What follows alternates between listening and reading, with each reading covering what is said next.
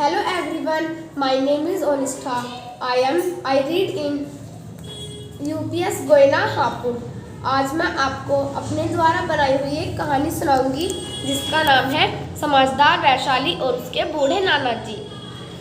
एक बात की बात है, एक शहर में वैशाली नाम की एक बहुत अच्छी और दयालु लड़की रहती थी। वो सबकी मदद करती थी। एक बार वो स्कूल में थी तो उसकी नानी के यहाँ से खबर आई कि उसके नाना जी बहुत बीमार हैं और वो वैशाली से मिलना चाहते हैं।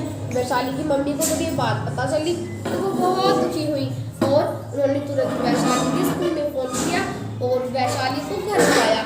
घर आते ही वैशाली और उसके मम्मी पापा उसकी नानी के गाँव निकल गए और घर पहुंचते ही वैशाली और नाना जी दोनों आपस में लिपट कर रोने लगी। उन दोनों की आंखों में बहुत आंसू थे।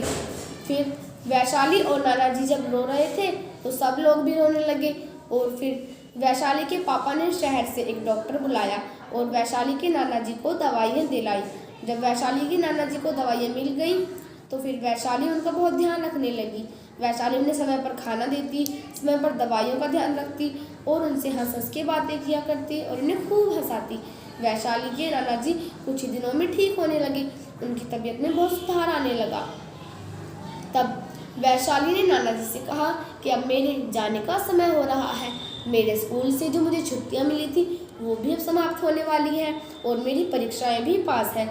वैशाली के नाना जी ये बात सुनकर बहुत उदास हुए। उन्हें बहुत दुख हुआ।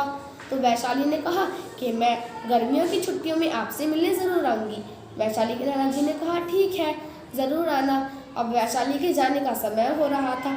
वैशाली ने नाना जी से कहा कि नाना जी मुझे एक कहानी सुनाओ ना प्लीज़, मैं जाने वाली हूँ तो एक कहानी सुना दो। तो वैशाली के नाना जी ने उसे एक आदमी की कहानी सुनाई। उस आदमी के भाई और भाभी ने उससे लालच और धोखे में उसकी ज़मीन हड़प ली और फिर उससे रिश्ता तोड़ लिया। अब वो इतना गरीब था कि ना तो उसे खाने के लिए कुछ था, ना पहनने के लिए कुछ था और ना रहने के लिए। अब वो इतना गरीब था तो कोई उसकी मदद भी नहीं कर रहा था। वो अपने भैया के पास गया तो उसके भैया बोले कि हम तुझ जैसे गरीब और फटीच जैसे कोई रिश्ता नहीं रखना चाहते। उसे ये बात सुनकर बहुत दुख हुआ। वो रोने लगा। तब वह रोते रोते जंगल में चला गया। वहाँ पर उसने देखा कि एक हंस घायल पड़ा है, उसके टांग से खून भी बह रहा है।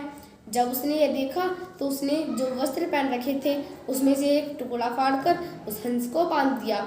जब उस हंस को वो टुकड़ा बांध दिया तो वो हंस एक देवी के रूप में प्रकट हुआ और वह बहुत प्रसन्न हुआ।